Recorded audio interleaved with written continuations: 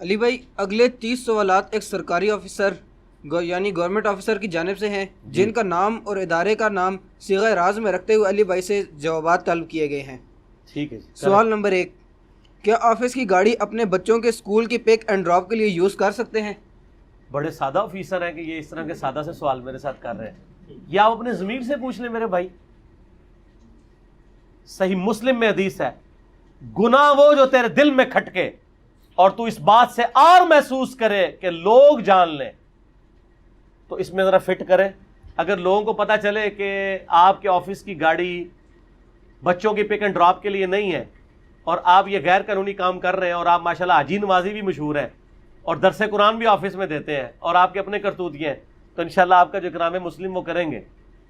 پتہ چلے۔ جامعہ ترمذی میں صحیح سند سے حدیث ہے، حضرت حسن ابن علی علیہم السلام ورضی اللہ عنہما وہ کہتے ہیں کہ میں نے اپنے نانا سے یعنی نبی صلی اللہ علیہ وآلہ وسلم سے خود یہ بات سنی تھی کہ جو بات تجھے شک میں ڈال دے اسے چھوڑ دو،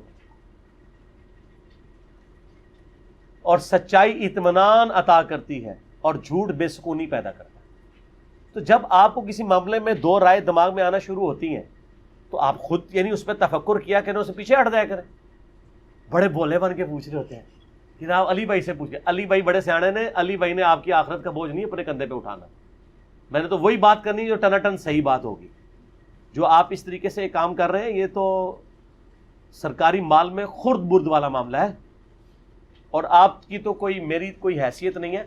صحابہ کرام کے دور کے اندر آپ دیکھیں، بخاری اور مسلم دونوں میں ایک حدیث ہے، نبی علیہ السلام کا ایک صحابی تھا مدعم، وہ آپ کو وضو کروایا کرتا تھا، آپ کی سواری کا کجاوا کسا کرتا تھا۔ خیبر کے موقع پر ایک نامعلوم تیر اسے لگا اور وہ شہید ہو گیا۔ صحابہ نے کہا یہ تو سیدھا جنتی ہے، حضور کا خدمت گار ہے، اور آپ علیہ السلام نے فرمایا تم اسے جنت کی بشارت دے رہے ہو، اور مجھے اللہ نے دکھایا کہ یہ جہنمی ہے، مال غنیمت کی ایک چادر اس نے چوری کی تھی جو آگ کی بنا کے اس کے اوپر ڈال دی گئی ہے۔ صحابہ فوراً اپنے گھروں میں دوڑے، اور بخاری مسلم کے الفاظ ہیں اگر کسی کے پاس ایک چھوٹی سی رسی بھی تھی نا، جو اس نے کہا یہ ویسے ہی میں اس کی کون سی کیا حیثیت ہے، اور وہ گھر اٹھا کے لے گیا تھا، وہ بھی آ کے مال غنیمت میں جمع کروا دی۔ صحابہ کرام کا یہ مرتبہ اسی لیے ہے، سمعنا و اطعنا، سنا اور مان لیا۔ اور یہاں پہ لوگ یعنی پوری پراپرٹیز ہڑپ کر جاتے ہیں، سرکاری بجٹ میں سے کھا پی جاتے ہیں اور کہتے ہیں کچھ بھی نہیں ہے۔ بخاری اور مسلم دونوں میں حدیث ہے، نبی علیہ السلام نے فرمایا حکمران جو بنایا گیا اس سے اس کی رعیت کے بارے میں پوچھا جائے گا، اور اگر اس نے خیانت کی اس پہ جنت حرام ہے۔ اتنے سخت الفاظ کسی کے لیے نہیں ہے، حکمران پہ جنت حرام ہو جائے گی، کسٹوڈین بنایا گیا۔ صحیح مسلم میں حدیث ہے بدترین گڈریا وہ ہے کہ جو انسانوں کے اوپر چرواہا بنایا گیا، یعنی انسانوں کی ذمہ داری تھی، بدترین چرواہا وہ ہے اگر اس نے ان کے حقوق پورے نہ کیے۔ بڑے سخت الفاظ ہیں۔ بخاری مسلم میں الفاظ ہیں تم میں ہر شخص مسئول ہے اور اس سے اس کی رعیت کے بارے میں پوچھا جائے گا، بیوی بچوں کے بارے میں خاوند سے پوچھا جائے گا، ماں سے پوچھا جائے گا اس نے بچوں کی تربیت اور خاوند کے مال کے ساتھ کیا معاملہ کیا، اور حکمران سے پوچھا جائے گا اس نے رعیت کے بارے میں کیا کیا۔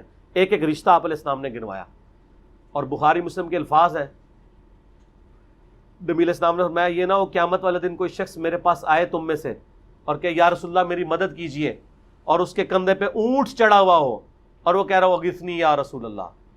ہمارے تو بیج بنے ہوئے اغثنی یا رسول اللہ کے، اغثنی یا رسول اللہ جس حدیث میں آیا وہ حدیث ہی پڑھ کے سنا دیں، یا رسول اللہ میری مدد کیجئے، میں تمہاری کوئی مدد نہیں کر پاؤں گا، میں نے دنیا میں ہی تمہیں بتا لیا جس نے خیانت کی ہے اللہ کے حضور جواب دے ہوگا۔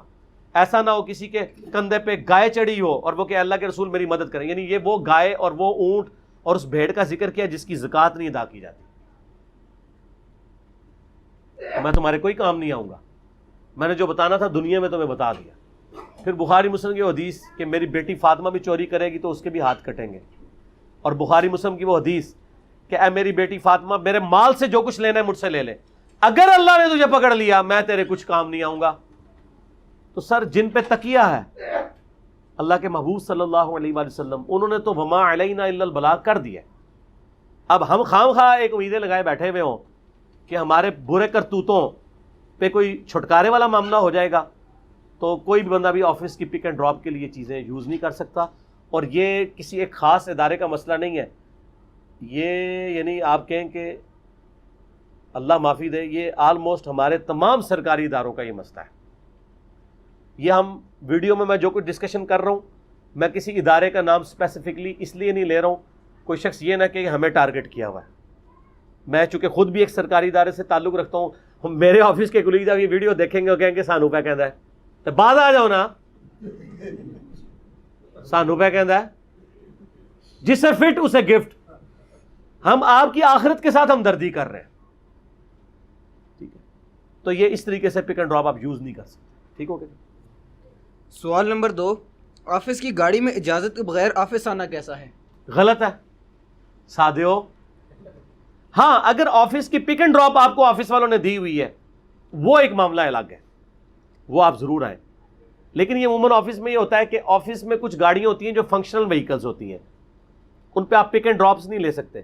پک اینڈ ڈراپ یا آپ کی اپنی ہوتی ہے یا پک اینڈ ڈراپ ہوتی ہے آفس کی گاڑی میں, لیکن وہ تو ہوتی ہے ہائیسٹ, اس میں تو 15-20 بندے بیٹھ کے آتے ہیں. یہاں پہ ان کا ہوتا ہے شانہ مزاج, یہ کہتے ہیں جی یار یہ گاڑی ویسے ہی آفس کی طرف جا ہی رہی ہے فنکشنل, تو میں اس کو اپنے گھر منگوا کے اکیلا گاڑی میں بیٹھ کے جاؤں. اس کا فائدہ یہ ہوگا کہ آفس ٹائم 9 بجے ہے تو میں 8:45 پہ نکلوں گا. اگر وہ شفٹ کی گاڑی میں جاتا ہے تو وہ 8 بجے اس کو نکلنا پڑتا ہے, پونا گھنٹہ باقی سواریاں وہ اٹھاتی ہے.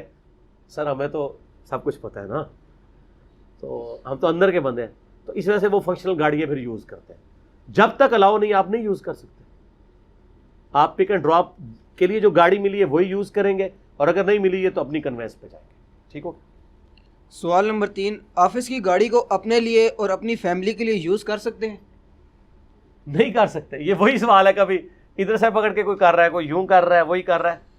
آپ صرف وہی یوز کر سکتے ہیں. جس طرح پاکستان میں ایک گریڈ 20 کا جو آفیسر ہے اس کو گورنمنٹ ایک گاڑی پرووائڈ کرتی ہے اور ایک لمیٹڈ فیول ہوتا ہے اس کے اندر, وہ اپنے گھر بھی اس کو کھڑا کر سکتا ہے, اپنے بھی بچوں کے استعمال کے لیے بھی وہ لے کے آ سکتا ہے, اور اپنے ذاتی کاموں کے لیے بھی وہ یوز کر سکتا ہے.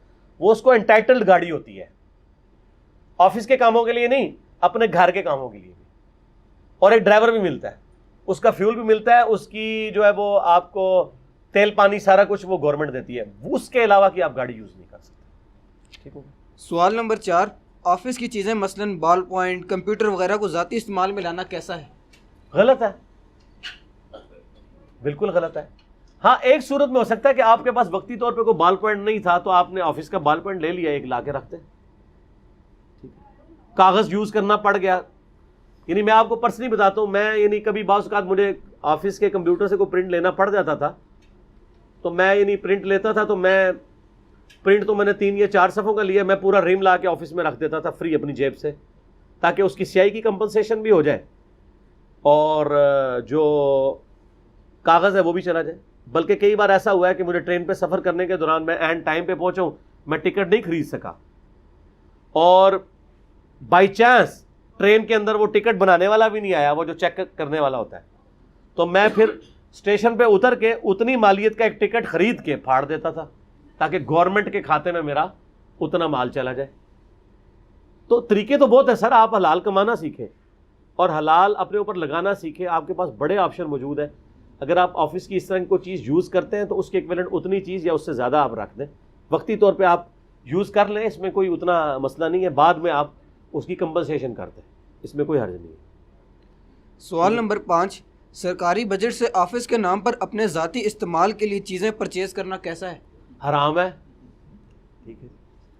ہاں اگر آپ آفس کے بجٹ سے آفس کے لیے چیزیں لے رہے ہیں وہ تو بالکل ٹھیک ہے, اپنے ذاتی استعمال کے لیے کیوں لے رہے ہیں آپ آفس کے کام کے لیے لے سکتے ہیں, وہ آپ ضرور لیں.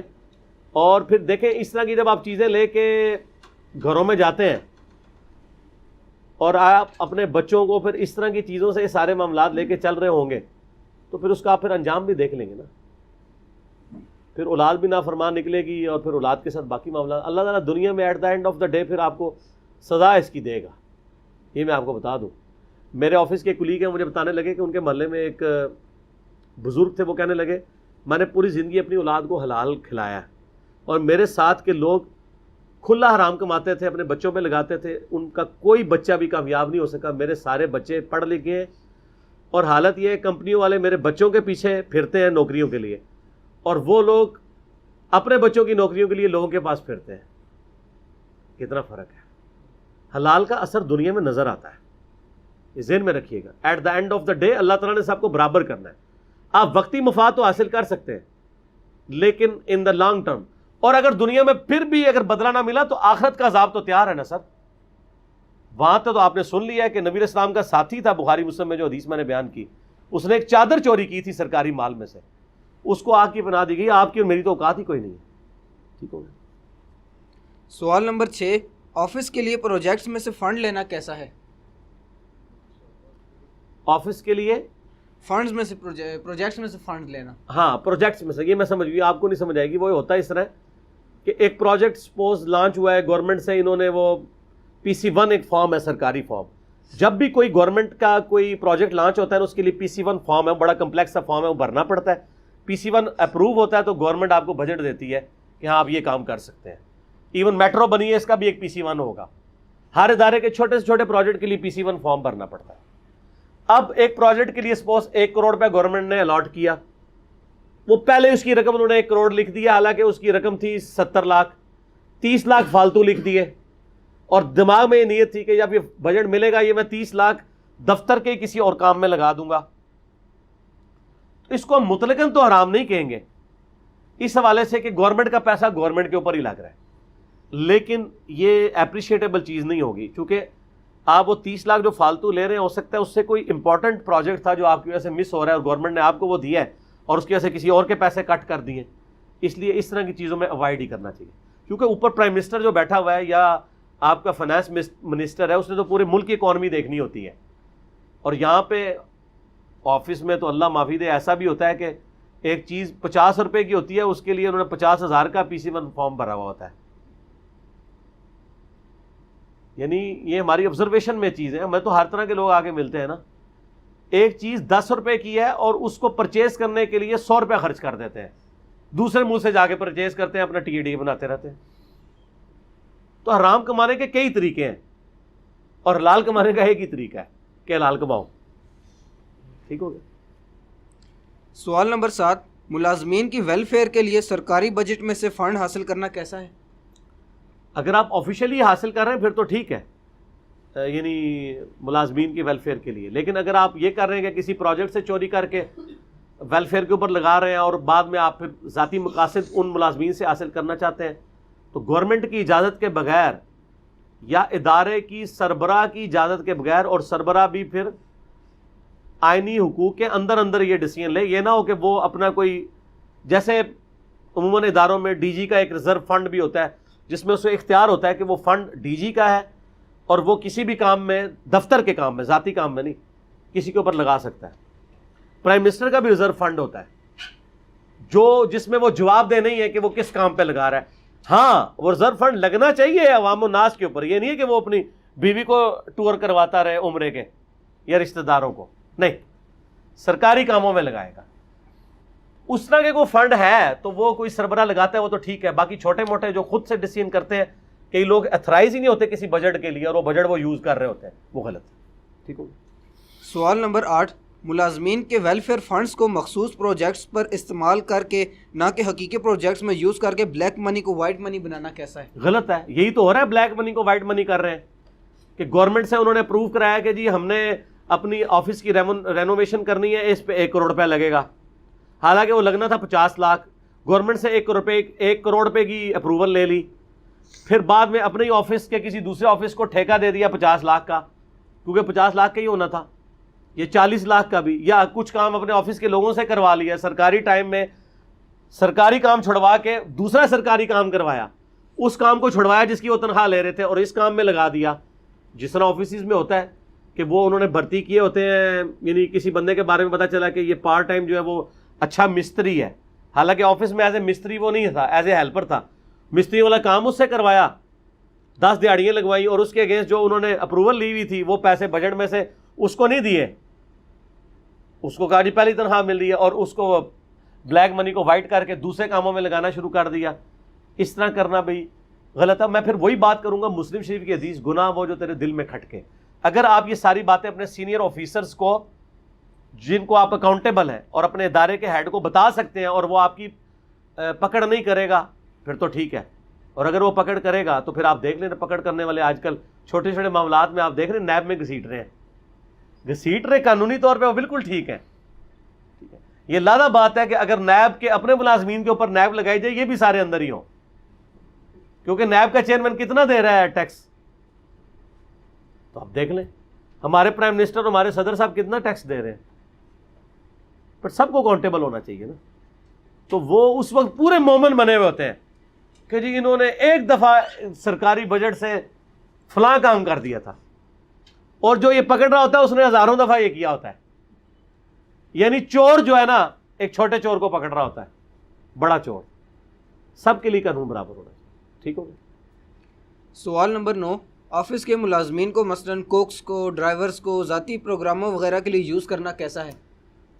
اگر آپ آفس ٹائم میں یوز نہیں کر رہے، پارٹ ٹائم ان کو یوز کر رہے ہیں اور ان کو اس کام کی پیمنٹ کر رہے ہیں، جبکہ وہ پارٹ ٹائم وہ کام کرتے بھی ہوں، جس طرح ہمارے سٹاف کے لوگوں کو یہ الاؤ ہے، آفیسرز کو الاؤ نہیں ہے. آفیسرز تو 24 گھنٹے کے ملازم ہیں، وہ کہیں اور ملازمت بھی نہیں کر سکتے، اپنا کوئی کاروبار بھی نہیں کر سکتے. ٹیچنگ بھی کریں گے تو گورنمنٹ کی اجازت سے کریں گے، ریٹرن میں اپروول لیتے ہیں، اور اس میں بھی ہوتا ہے کہ آپ نے 33% اپنی انکم جو ہے وہ گورنمنٹ کے کھاتے میں جمع کروانی ہے، باقی آپ کی ہوگی.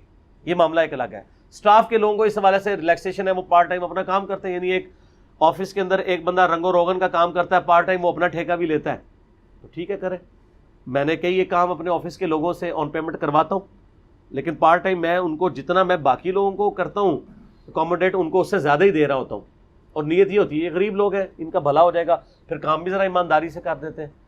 اور وہ ایسے لوگ نہیں جو میرے انڈر ہوتے ہیں کہ میں کل کو ان کی ACR بھی لکھنی ہے، نہیں، ہمارے ادارے کے ہیں جو میرے انڈر بھی نہیں ہے.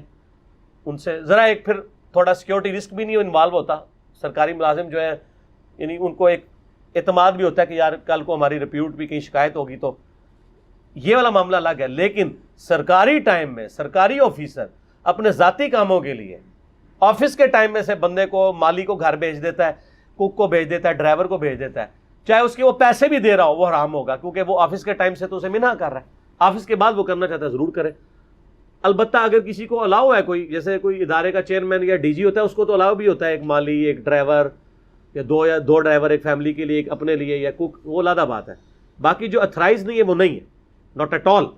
ٹھیک ہو گیا. سوال نمبر 10، آفس کی طرف سے اجازت شدہ فیسلٹیز سے بڑھ کر سرکاری چیزوں کا استعمال کرنا، مثلاً پیٹرول، الیکٹریسٹی، گاڑیاں وغیرہ، کیسا ہے؟ وہی ہے جو میں نے پہلے بتایا. یعنی وہ ایک ہی سوال ہے، لیکن یہ میں نے 30 کے 30 سوال اس لیے انٹرٹین کیے ہیں تاکہ کوئی نہ کوئی چوہا بھاگنے کی کوشش نہ کرے. یعنی یہ جو چوہے دیکھ رہے ہوں گے نا اس طرح کے، وہ کسی کڑکی میں آ جائیں گے. کسی نے مالی بلوایا ہوگا، کسی نے پیٹرول زیادہ، اور یہ نہ ہو کہ ایک سنے کہ میرا تو ذکر ہی نہیں ہوا. یہ 30 سوال ایسے نے کوئی نہیں ہے بچنا، تو یہ بھی غلط. لیکن اس کا ایک میں آپ کو سولوشن بتاتا ہوں. یعنی میرے ایک دوست نے قریبی، ان کو انٹائٹل گاڑی تھی، تو وہ جو ان کو پیٹرول تھا اس سے زیادہ کئی بار یوز کرنا پڑتا تھا، تو وہ پھر سرکاری کھاتے سے پیٹرول نہیں ڈلواتے تھے، اپنی جیب سے ڈلوا لیتے تھے. یہ بھی ایک ذریعہ ہو سکتا ہے نا. گورنمنٹ کہہ رہی ہے کہ آپ کو مہینے کا 300 لیٹر الاؤ ہے، آپ کو 500 لیٹر کام کرنا پڑتا ہے، اور گاڑی آپ کو انٹائٹلڈ ہے، تو آپ 300 گورنمنٹ کے کھاتے سے ڈلوائیں، 200 اپنے کھاتے سے ڈلوا لیں، پھر بالکل ٹھیک ہے، اس میں کوئی حرج نہیں ہے، وہ آپ کروا سکتے ہیں. اور یاد ہو کہ ڈرائیور ہے، یعنی وہ مزید تیل دے رہے ہوتے ہیں، وہ 300 لیٹر ڈلواتے ہیں اور اس میں بھی ساتھ ساتھ وہ اس میں سے تیل چوری کر کے بیچ رہے ہوتے ہیں. سرکاری اداروں میں میں نے دیکھا ہے، یعنی جو ٹرانسپورٹ کا معاملہ ہے اس میں تو اتنی آرام خوری ہے کہ لوگ کروڑ پتی بن گئے ہیں. آپ ٹرانسپورٹ میں آپ کے انڈر 500 گاڑیاں ہیں، 500 گاڑیوں کا ذرا فیول نکالیں کتنا بنتا ہے. ایک لیٹر بھی روزانہ کا چوری کریں، 1 لیٹر کیا ہے، تو 10-10 12 سال کی نوکریوں میں اسلام آباد میں ان کی کوٹھیاں بنی ہوئی ہیں. حالانکہ وہ پوری زندگی بھی نوکری کریں، ان کے سارے ساتھ کے لوگ ایک کوٹھی نہیں بنا سکتے، اتنی مہنگی زمین ہے. تو پھر یہی ہوتا ہے نا، پھر ان کو کئی بیماریاں لگی ہوتی ہیں. ان کو آپ بڑھاپے میں دیکھا کریں، یہ وہ لوگ ہوتے ہیں جب یہ مرتے ہیں نا تو 3 دن بعد بدبو آتی ہے ہمسایوں کو، تو وہ آ کے لاش اٹھاتے ہیں، اولاد بھی چھوڑ کے بھاگ جاتی ہے. یہ وہ لوگ ہوتے ہیں اس اولاد کے لیے جنہوں نے حرام کھایا ہوتا ہے یہ سارا کچھ. ان کا اینڈ یہ ہوتا ہے اسلام آباد میں جو آئے دن آپ کو لاشوں کی بدبو کے بعد پتہ چلتا ہے ان کی اولاد کدھر ہوتی ہے، وہ اولاد حرام کے مال سے پلی ہوئی ہوتی ہے، وہ یہی کچھ کر کے جاتی ہے. اور جو بیماریاں لگی ہیں وہ آپ چھوڑ دیں، آپ ان کو بڑھاپے میں دیکھیں، آپ لوگوں کو پھر پتہ چلے کہ کتنی کس پرسی کی زندگی ان کی گزر رہی ہوتی ہے. تو اللہ تعالیٰ at the end of the day پھر بدلہ تو لیتا ہے نا. ٹھیک ہو. سوال نمبر 11، آفیسرز کی جانب سے ان کے سٹاف کے لوگوں کی ACR یعنی اینول کانفیڈینشیل رپورٹ ذاتی پسند یا ناپسند پر لکھنا اور پرفارمنس کو ملحوظ خاطر نہ رکھنا کیسا ہے؟ دوست کی ہونا ہے جی، سیدھی سی بات ہے. آپ کسی کا زیادتی کر رہے ہیں، ایک کا حق لے کے دوسرے کو دے رہے ہیں. ذاتی پسند ناپسند، بھائی آپ آفس کے ملازم ہیں، آپ کے لیے پہلی پرائورٹی یہ ہونی چاہیے کہ بندہ کام ٹھیک کرتا ہے یا نہیں. آپ کو اس کی شکل پسند نہیں ہے، اس کا فرقہ پسند نہیں ہے، اس کا عقیدہ پسند نہیں ہے. میں آپ کو بتاؤں، میرے یعنی انڈر کئی ایک ایسے لوگ رہے ہیں جن سے میرا عقیدے میں سخت اختلاف تھا، اور ان میں کئی ایسے لوگ تھے جو میرے پیچھے نماز بھی نہیں پڑھتے تھے، لیکن جب میں ACR لکھتا تھا 90% ان کو نمبر دیتا رہا ہوں. وہ کام انہوں نے ٹھیک کیا، کام میں بےایمانی نہیں کیا. سر یہ حوصلہ پھر ہمارے میں ہی ہے نا. کسی آفیسر کو یہ پتہ چلے کہ اس کے پیچھے اس کا سٹاف کا بندہ نماز نہیں پڑھتا اور باقیوں کو بھی کہتا ہے گمراہ ہے، اس کے پیچھے نماز نہیں ہوتی، وہ اس کی ACR ٹھیک لکھے گا؟ تو سر وہ انجینئر صاحب میں ہی حوصلہ ہے نا، لکھیں گے وہ. کیونکہ ہمیں اللہ کا خوف ہے. اور کسی نے اگر چاپلوسی کی ہے اور وہ ہر اعتبار سے اس کے ساتھ ذہنی ہم آہنگی بھی ہے لیکن کام نہیں کرتا، تو ظاہر اس کو اتنی فیور نہیں. میں نے آج تک کسی کی ACR خراب نہیں کی ہے اللہ کے فضل سے. ہاں یہ ہو سکتا ہے کہ میں نے ایک کو 85% دیے، دوسرے کو 90 دیے، اور وہ فرق کام کی بنیاد پہ رکھا ہے، اور وہ تو اس کا حق ہے. تو اس طرح جو کریں گے وہ انشاءاللہ مارے جائیں گے قیامت والے دن، اگر ACR ذاتی پسند ناپسند کے اوپر لکھتے ہوں. ٹھیک ہے. سوال نمبر 12، سٹاف کے لوگوں کو ACR کی دھمکی لگا کر اپنی مرضی کے کام کروانا کیسا ہے؟ یہ بھی دوزخ میں جانے کے ایک شیطانی اسباب میں سے ایک سبب ہے. سیدھی سی بات ہے. ACR کی دھمکی کس چیز کی؟ یعنی ACR تو آپ لکھ رہے ہیں اس کے سرکاری کاموں کے لیے، ذاتی کاموں کے لیے تو نہیں ہے کہ تم میرا جناب وہ فلاں چیز مجھے کھانا گرم کر کے لا دو، جا کے روٹی میرے لیے خرید کے لے آؤ. یہ کام تو آپ اس کو کہہ سکتے ہیں جس کی ڈیوٹی ہے. آپ کا ایک سب آرڈینیٹ اس کام کے لیے ڈیزائن نہیں ہے اور نہ آپ کو آفس نے اس کام کے لیے دیا ہوا ہے. اور یہاں تو ہم نے دیکھا ہے سینئر آفیسرز کی حالت ہے، اللہ معافی دے، وہ اپنے سے بڑے سینئر آفیسر کو پانی بھر کے دیتے ہیں اور چائے خود ہاتھ سے بنا کے دیتے ہیں. اور اس کو اخلاقیات نہ سمجھیے گا، وہ TC کر رہے ہوتے ہیں. TC کہتے ہیں ٹیل کیریئر، یعنی وہ رومن امپائر کے جو شہنشاہ ہوتے تھے نا، بڑے بڑے جبے پہنتے تھے، وہ پیچھے ان کی کتنی دور تک وہ ٹیل زمین پہ جو ہے نا لٹک رہی ہوتی تھی، تو پیچھے وہ اٹھا کے چلتے تھے پروٹوکول دینے کے لیے. ان کو کہا جاتا تھا ٹیل کیریئر. TC کا لفظ اس سے نکلا ہے، خوشامد. تو یہ TC کر رہے ہوتے ہیں جناب. وہ سگریٹ لگایا تو لائٹر لے کے کتنی دیر کھڑے رہتے ہیں. اس سے کچھ بھی نہیں ہوتا میرے بھائی. کوئی شخص کسی کے نفع اور نقصان کا مالک نہیں ہے. واللہ اللہ ہے.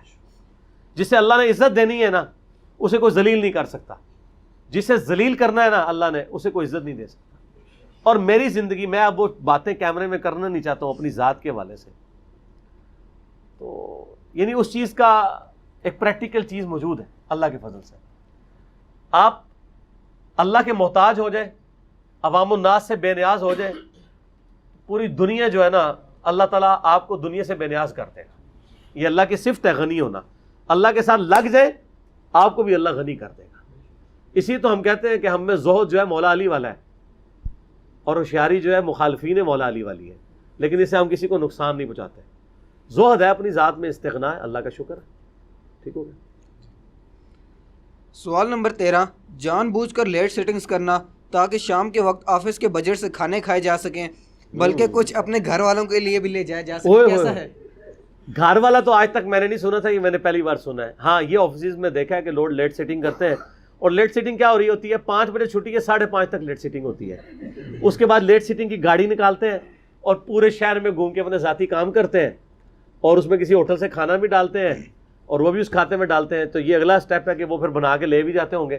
حرام کھلا رہے ہیں. انشاءاللہ دنیا میں اس کا آپ کو انجام مل جائے گا اور آخرت کا عذاب تو بھی باقی ہے. بالکل ٹوٹلی حرام ہے. لیٹ سیٹنگ واقعی اس وقت کریں جب ضرورت ہو. اور لیٹ سیٹنگ کا تو مطلب ہے، اور جس بندے نے 8 گھنٹے کام نہیں کیا لیٹ سیٹنگ میں اس نے کیا کرنا ہے؟ 8 گھنٹے تھوڑے ہوتے ہیں کام کرنے کے لیے، صبح 9 سے 5. سر اتنا ٹائم ہے، ختم ہی نہیں ہوتا. 1 گھنٹہ چلے آپ کھانے پینے نماز کا نکال لیں. اور یہ بعض لوگوں کی عادت ہے کہ وہ آفس آ کے نا صبح سے لے کے نا زور تک تو پالیٹکس ڈسکس کرتے ہیں، آفس پالیٹکس اور نیشنل لیول کی پالیٹکس. زور کے بعد آہستہ آہستہ وہ ڈاک دیکھنا شروع کرتے ہیں، کام شام کرتے ہیں، اور وہ 5 بج جاتے ہیں. وہ کہتے ہیں میرا تو کام پڑا ہے، میں لیٹ سیٹنگ کروں گا. اور وہ ظالم ایک بندہ بیٹھا ہوا، اس کی وجہ سے اے سی آن ہوتا ہے، لائٹیں آن ہوتی ہیں، کئی بار سب آرڈینیٹس کو روک لیتے ہیں، ان کے بھی ٹی اے ڈی اے کے ان کے بھی یعنی وہ لیٹ سیٹنگ کے پیسے بن رہے ہوتے ہیں. آفیسر کو تو نہیں ملتا، لیکن آفیسر یہ بینیفٹ لے رہا ہوتا ہے کہ گاڑی اور مال لیٹ سیٹنگ کا اسٹاف کے لوگوں کو وہ مل جاتا ہے. تو حرام ہے. اذان مغرب شروع ہوگی ہے، باقی انشاءاللہ اذان مغرب کے وقفے کے بعد انشاءاللہ تعالی.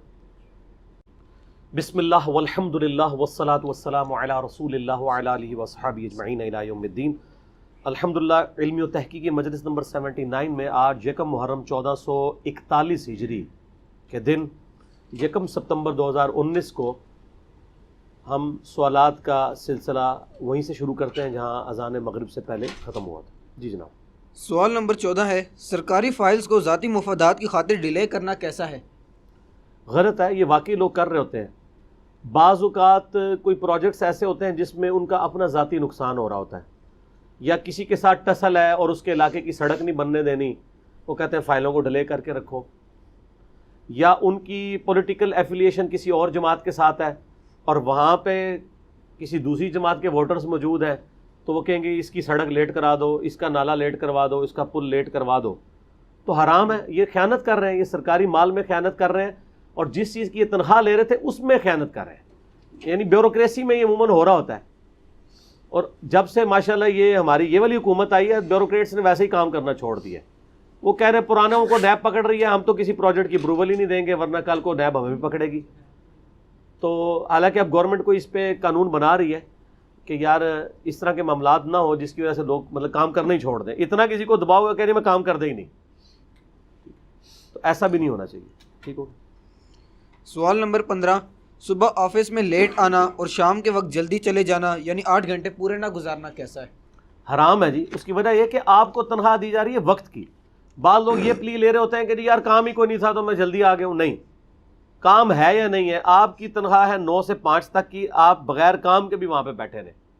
بیٹھ جائیں، قرآن پاک بیٹھ کے پڑھیں، ٹائم دیں، اور جب آفس کا کام آئے تلاوت چھوڑ کے آپ جو ہے وہ کام شروع کر دیں.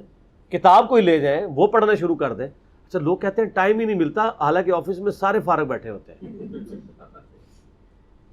اور یہ 80-20 رول ہے، اور یہ بالکل یونیورسل رول ہے کہ آفس کے اندر 20% لوگ 80% کام کر رہے ہوتے ہیں اور 80% لوگ جو ہیں وہ 20% کام کر رہے ہوتے ہیں. یہ حقیقت بات ہے. تو جو بیچارے کام کرنے والے ہیں وہ ذلیل ہی ہو رہے ہوتے ہیں. تو لیکن یہ ہے کہ اللہ کے حضور تو وہ ٹھیک ہے نا، ان کو دنیا میں بھی منفعت ملے گی اور آخرت کی منفعت تو پکی ہے. تو یہ یعنی جلدی صبح لیٹ آنا اور شام کو جلدی جانا غلط ہے. ایک اور ورژن بھی آج کل چلا ہوا ہے فلیکسیبل ٹائمنگ کا نا، گوروں میں تو ہے. اس میں یہ کہ آپ نے 8 گھنٹے پورے کرنے ہیں، چاہے آپ جتنے مرضی آفس آئیں. عموماً 24 گھنٹے چل رہا ہوتا ہے معاملہ. شفٹوں والوں کے لیے میں بات نہیں کر رہا. شفٹ والوں پہ اگر آپ کی شفٹ کی ڈیوٹی جو ہے وہ 8 سے 4 ہے اور اگلے شفٹ والوں نے 4 بجے آنا ہے، تو آپ کیوں آگے 10 سے 6 بجے تک ڈیوٹی کریں گے؟ کیوں لیٹ آ رہے ہیں؟ وہ 8 سے جو 10 والی ڈیوٹی ہے وہ کون پھر کرے گا؟ البتہ پرائیویٹ کمپنیز میں بعض اوقات فلیکسیبل ٹائمنگ ہوتی ہے کہ ٹھیک ہے آپ اگر صبح لیٹ آتے ہیں شام کو اتنے گھنٹے زیادہ لگا لیں اور اپنا آفس، اور کئی اس سے بھی زیادہ فلیکسیبل ٹائمنگ ہوتی ہے، وہ کہتے ہیں آپ گھر میں بیٹھ کے کام کریں، پروجیکٹ کے لیے ٹائم لے لیں، 1 مہینے بعد پروجیکٹ ڈلیور کرنا ہے، آپ آفس میں بیٹھ کے کام کریں، گھر میں کریں، جائیں آپ کسی ناردرن ایریا میں جا کے جہاں پہ نیٹ کے کنیکشن آ رہے ہیں ہوٹل میں بیٹھ کے کریں، ہمیں یہ پروجیکٹ آپ نے دینا ہے. تو ٹھیک ہے، اس میں تو کوئی نہیں، اگر وہ تو آپ کو آفس الاؤ کر رہا ہے نا، اس میں کوئی ایشو نہیں ہے. ٹھیک ہو گیا.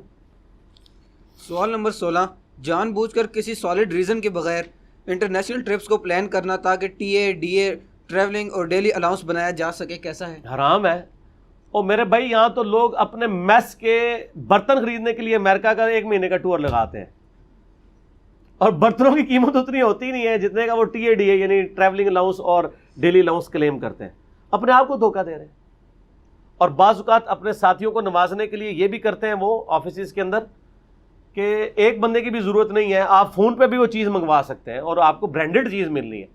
ٹور بناتے ہیں اور کہتے ہیں نہیں وہ چیک کرنے کے لیے جا رہے ہیں، اور وہاں یہ جو کچھ حرکتیں کر رہے ہوتے ہیں نا وہ آپ میری زبان ہی بند رہنے دیں. ٹھیک ہے، ان ملکوں کے اندر جو یہ غیر شرعی افعال کر رہے ہوتے ہیں جا کے. جعلی انوائسز بھی بناتے ہیں, جو غیر اخلاقی حرکتیں ہیں چلیں وہ ذاتی ہیں وہ بھی کر رہے ہوتے ہیں, حالانکہ کوئی ضرورت نہیں ہوتی ہے, اور بعض اوقات ناقص چیزیں خرید کے لے آتے ہیں. آنے والے پھر بھگت رہے ہوتے ہیں کہ یار یہ اتنی مہنگی انہوں نے پرچیز کی تھی, یہ تو کسی کام کی نہیں ہے. وہ آ کے پھر نیا PC1 فارم بھرتے ہیں, وہ کہتے ہیں نہیں یہ تو غلط تھی, اب ہم یہ نیا کریں گے. ٹھیک ہے, جو نیا آتا ہے وہ نیا کام کرتا ہے. تو اس طریقے سے جو TADA بنایا وہ حرام ہے, اور اس طریقے سے, اور یہ وہی TADA ہیں جس کی وجہ سے یہ لوگ اکثر لوگ, چلیں آپ کو آج ایک ٹروتھ بتا دیتے ہیں. اکثر سے آپ ہی پوچھ رہے ہوتے ہیں کہ جی فلاں جو آفیسر ہے اس کی تنخواہ تو اتنی ہے, اس کے پاس اتنے پلاٹ کہاں سے آ گئے ہیں. وہ اس آفیسر سے جا کے پوچھے, وہ آپ کو کہے گا میرے حلال کے مال کے ہیں, اور وہ حلال کا مال اسی طریقے سے ہوگا. تنخواہ تو مہینے کی ہوگی 1.5 لاکھ, ہر تیسرے مہینے اپنی پوسٹ کی وجہ سے وہ 10-10 لاکھ کے ٹور لگا کے آئے گا, اس کی وجہ سے اس کو پیسے ملیں گے TADA, اس کے وہ پلاٹ خریدے گا. تو کہے گا دیکھیں میں نے آفیشیلی ٹور لگایا. اب یہ اللہ اور بندے کو پتا ہے نا کہ اس نے وہ ٹور بنتا تھا کہ نہیں, اسی لیے تو اللہ کا چیک ہے آپ کے اوپر. گناہ وہ جو تیرے دل میں کھٹکے اور تو اس بات سے آر محسوس کرے کہ لوگ مطلع ہوں. صحیح مسلم کی حدیث, اور ایک اور مسلم میں حدیث ہے, اللہ تعالیٰ تمہاری شکلوں اور مال کو نہیں دیکھتا, دلوں اور اعمال کو دیکھتا ہے.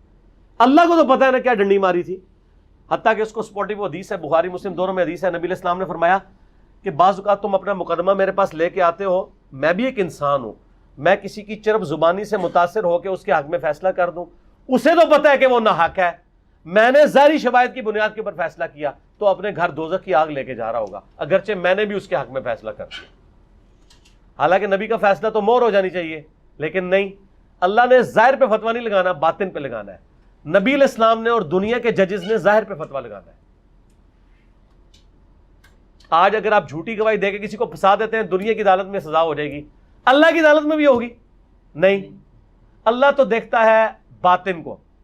دنیا میں ایون فرشتوں کو نہیں پتہ چلتا, فرشتے اتنی نیکیاں لکھ کے آ جائیں گے قیامت الدین. صحیح مسلم میں جو حدیث ہے, سخی کو, شہید کو, قاری کو بلایا جائے گا, اللہ تعالیٰ احسانات گنوائے گا, تو فرشتوں نے اسے سخی, قاری اور شہید لکھا ہوگا نا. اللہ فرمائے گا تو نے تو اس لیے شہید ہوا کہ لوگ تجھے بہادر کہیں, دنیا میں تیری بڑی تعریف ہوئی, میرے ہاں کوئی اجر نہیں, الٹا منہ دوزخ میں. سخی کو کہا جائے گا تو نے دنیا میں اپنا نام کمانے کے لیے کیا تھا, جا دوزخ میں, تجھے انعام مل چکا. اور قاری کو کہا جائے گا تجھے بڑا علامہ کہا جائے اس لیے تو کرتا رہا, جا دوزخ میں تو بھی. فرشتوں نے تو یہ ساری کوالٹیز لکھی ہوں گی, لیکن اللہ کے حضور ریاکاری کی وجہ سے 0 سے ملٹیپلائی. اسی لیے مسند احمد میں صحیح حدیث ہے, جس نے دکھلاوے کے لیے نماز پڑھی اس نے شرک کیا, جس نے دکھلاوے کے لیے صدقہ کیا اس نے شرک کیا, اور جس نے دکھلاوے کے لیے روزہ رکھا اس نے شرک کیا. تو ریاکاری, تو یہ سارے دھوکے تو آپ عوام الناس کو دیں. اللہ تو سب کچھ جان رہا ہے. اللہ تو قرآن پاک میں فرماتا ہے جب تم اپنے بستروں میں رات کے وقت لپٹے ہوئے ہوتے ہو, اللہ تو اس وقت بھی تمہیں دیکھ رہا ہوتا ہے. بلکہ اس سے بڑھ کے انہ علیم بذات الصدور, وہ تو تمہارے سینوں کے چھپے ہوئے رازوں کو بھی جانتا ہے. اللہ سے نہیں کوئی بھاگ سکتا, اللہ سے بھاگ کر جائے پناہ بھی اللہ ہی ہے. اور یہ منظر آپ نے کبھی دیکھنا نا, آپ دیکھیں چھوٹے بچے کی جب ماں ٹھکائی لگاتی ہے نا, وہ پھر ماں کی گود میں ہی آ رہا ہوتا ہے, کہاں جائے, اللہ ہے کہ دادی دادا نہ گھر میں ہو اور بچہ ہوشیار نہ ہو, تو پھر وہ بھاگ کے ادھر چلا جائے گا. ادروائز اگر دادی دادا نے کوئی شے نہیں دی ہوئی ہے تو وہ پھر ماں کی گود میں ہی دوبارہ آتا ہے. تو اللہ کے علاوہ آپ کے لیے کوئی جائے پناہ نہیں ہے, اللہ ہی کے دامن میں آ کے پناہ لینی ہے. ٹھیک ہوگا. سوال نمبر 17, سرکاری فنڈز پر لگنے والا سود حلال ہے یا حرام؟ حرام ہے. اور یہ بھی ہوتا ہے بعض کا پروجیکٹس ڈیلے کر دیتے ہیں اور اس پہ کتنا سود لگا رہتا ہے, اور اس سود کے اوپر یعنی وہ بعض اوقات لوگ یہ بھی سوچتے ہیں, ویسے یہ اس سود کو کوئی استعمال میں نہیں لا سکتا, کیونکہ وہ سرکاری کھاتے میں لکھا جاتا ہے کہ یہ بینک میں رقم ہے, اس پہ جو سود لگتا ہے وہ ذاتی استعمال میں کوئی نہیں لا سکتا, وہ گورنمنٹ کے کھاتے میں ہی جمع ہوتا ہے. بل وہ سود تو حرام ہی ہوگا. لیکن ظاہر ہے کہ اب ہمارا سارا سرکاری سسٹم اس کے اوپر چل رہا ہے, عموماً اختیار کوئی نہیں ہوتا, اور پھر وہ گورنمنٹ کے لوگ یہ بھی پلی لے رہے ہوتے ہیں کہ ڈالر کی قیمت اوپر نیچے ہوتی رہتی ہے, اگر سود بھی نہیں ہوگا تو ہماری کمپنسیشن کیسی ہوگی, اس طریقے سے کئی ہے. تو اس کے لیے پھر فارن اکاؤنٹ بھی ہوتے ہیں, ڈالر اکاؤنٹ بھی ہوتے ہیں. جو فارن پرچیز ہے اس کے لیے فارن اکاؤنٹ گورنمنٹ دیتی ہے, کیونکہ ورنہ تو یہ ہو گیا آپ نے $100 کی ایک چیز بک کی ہوئی ہے تو ڈالر جو ہے وہ 110 سے 160 پہ پہنچ جائے, پھر دوبارہ PC1 فارم بھرنا پڑے گا. تو جو فارن پرچیز ہے اس کے لیے فارن بجٹ ہوتا ہے, اس کے لیے فارن LC کھلتی ہے, تاکہ وہ پرچیز بعد میں کبھی ڈالر کی قیمت اوپر چلی جائے تو ان کو نقصان نہ ہو. اس پہ جو سود لگ رہا ہے وہ حرام ہی ہے. یہ نہیں ہے کہ سرکاری سود ہے تو حلال ہو گئے, حرام ہی ہے, سود ہی ہے. ہم اس سود کے اوپر پکڑ میں آئیں گے جو ہمارے اختیار میں ہوگا. میں نے اب جو کاٹن کا کپڑا پہنا ہوا ہے, جس عین ممکن ہے جس کمپنی سے یہ بن کے آیا ہے انہوں نے سود کی رقم سے ہی پرچیز کی ہو وہ مشین, تو مجھ سے نہیں پوچھا جائے گا کیونکہ میرا اختیار کوئی نہیں ہے نا. اگر آپ کو ویسے شوق ہے کہ پتے پہن کے آپ نے پھرنا ہے تو پھریں. لا یکلف اللہ نفسا الا وسعها, اللہ تعالیٰ کسی جان پہ اس کی یعنی استطاعت سے بڑھ کے بوجھ نہیں ڈالتا. جو آپ کے اختیار ہے اس سے آپ بچیں. لیکن اس کی پلی لینا کہ چونکہ سارے سود کھا رہے ہیں تو میں بھی کھا لوں, یہ اسی طریقے سے ہے کہ کوئی شخص یہ کہ وہ جی سود کا دھواں تو پہنچ رہا ہے, وہ جی ہم تو ویسے بھی راہ چلتے ہوئے بھی کئی جراثیم ہمارے اندر جا رہے ہوتے ہیں, تو اب یہ ایک امرود میں نے کاٹا اس میں کیڑے نکلے تو کیا ہے کھا لیتا ہوں. وہ کھاتا ہے سود کیوں کھا لیتا ہے؟ وہ جی پورا نظام سود پہ چل رہا ہے. وہ پورے نظام کو چھوڑیں, آپ اپنے اکاؤنٹیبل ہیں, آپ جس سے بچ سکتے ہیں. جس طرح اب یہ جی پی فنڈ جو ہوتا ہے گورنمنٹ پروویڈنٹ فنڈ, میں نے تو اپنے آفس میں اپنا انٹرسٹ فری کرایا ہوا ہے.